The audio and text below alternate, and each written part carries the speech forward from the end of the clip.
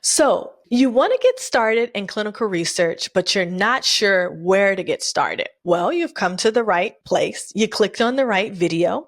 I'm going to give you some insider tips. I've been in the clinical research industry for over 21 years, and I've learned a thing or two and now started to help others that want to transition into the clinical research industry or want to advance their careers within the clinical research industry. So one of the things, if you're considering clinical research, you need to learn about what we do and how we do it. You need to know about good clinical practice. You can take a course on CITI, CITI, or NIDA, NIDA. Those are some reputable websites where you can take a course on good clinical practice and get a certificate. You also want to learn about the phases of clinical research. Phase 1, 2, 3, and 4, and how the FDA and when the FDA approves a drug or device. You also want to know about what an institutional review board or an IRB does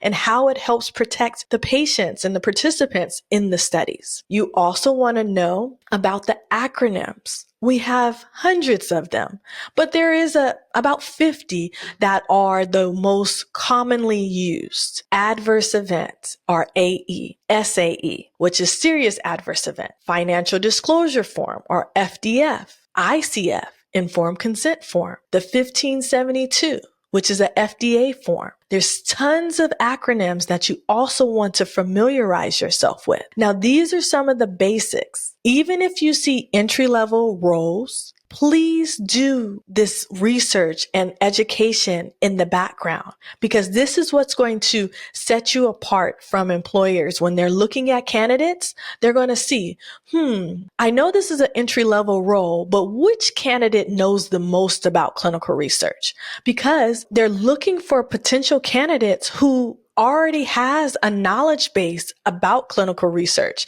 and they can build upon what you already know. Now, if it's an entry-level role and you know nothing about clinical research, you're not going to be a candidate that stands out, especially in this competitive market. You want to bring some knowledge. So during your interview, and they ask you, do you know what an ICF is? You can say, oh yes, an informed consent form.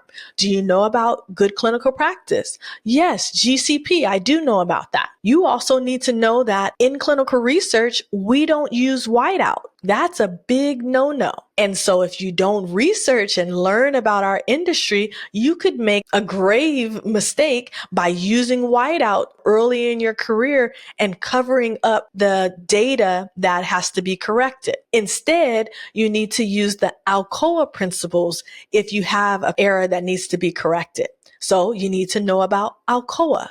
So this is why it's important. If you're wanting to get into clinical research, you need to learn about what we do in clinical research. If you want additional help, check out our guide on the Intro to Clinical Research. We also have a clinical research job search guide, and you can actually get the bundle of both ebooks because they touch on different points, but it's a good introduction. And then after you've done the introductory work, you can expand it into your job search. But remember, if you're wanting to come into clinical research, applying for jobs is not your number one step. You need to educate yourself on clinical research. If you need additional help, feel free to reach out to me on LinkedIn. I'm more than happy to help guide you. And then also we have career services sessions where you can book a one-on-one career services session with someone like myself who's experienced in clinical research and can help guide you on your journey